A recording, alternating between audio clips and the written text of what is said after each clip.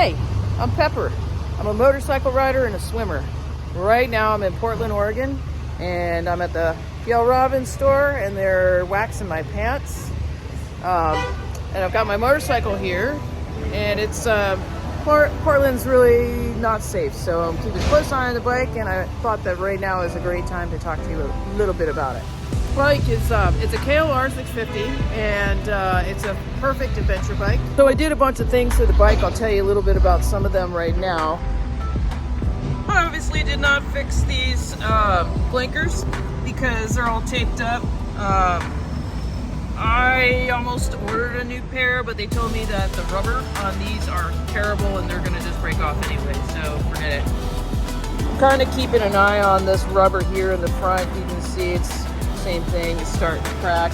Not a big deal unless it's just, you know, hanging down. So, and I have some more tape and I'll take care of those. There were racks on here, but I got these Moscow bags, these 25 Scouts, and they are fantastic. They're super light, so I'm not carrying extra weight with me anywhere I go, which is important for when I'm going off-road. And it's all dry bag material here, which makes it just, I don't have to worry about waterproofing. Although a lot of the things that are inside the bag are waterproofed. This is another Moscow bag. It's got a big dry bag in there, so that's got all my camping stuff, and then all my clothes are in this backpack here. Let's see. I've got them mostly strapped down with rock straps. The system on this bag is just bomb-proof. It's so nice, so well thought out. It makes everything easy to just strap down. And then I've got this little cargo net for like different things. This is a little like a cover for the motorcycle if it rains, so I don't have to sit on a wet seat later. And this is a fuel bladder, which I'm using for when I get up to the Dalton Highway.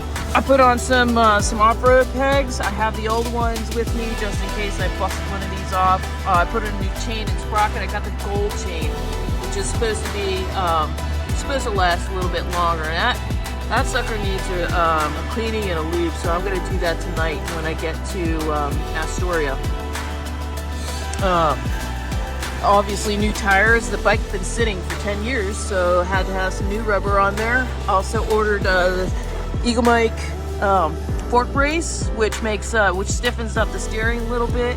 Most of these points I've got like a little marking there, so I can have a quick look at it and see if the bolts are moving. I still need to do that for the caliper bolts, so that's something I'm going to get after. There wasn't a key for the bike, so I had to take this whole triple tree off and then pull this piece out and take it to the locksmith so that he could rekey it. And so I kind of dicked it up a little bit. I broke off the easy out inside the screw on the bottom. This bike is really tall, and the seat is usually kind of straight across like this, so I took some foam out of the seat here just so it'll sit down a little lower so I can get my foot a little bit better on the ground.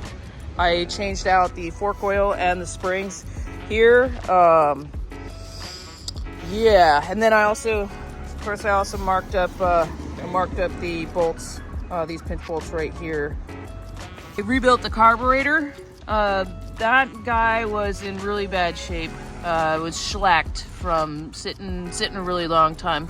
You know, things don't like to sit in storage. You know, motorcycles, boats, cars, they all like to move, be used, cared for. So I did the valves right before I left. That was one of the last things I did. Of course, new oil, new coolant, some sweet upgrades that I didn't do, that Greg did, most likely did.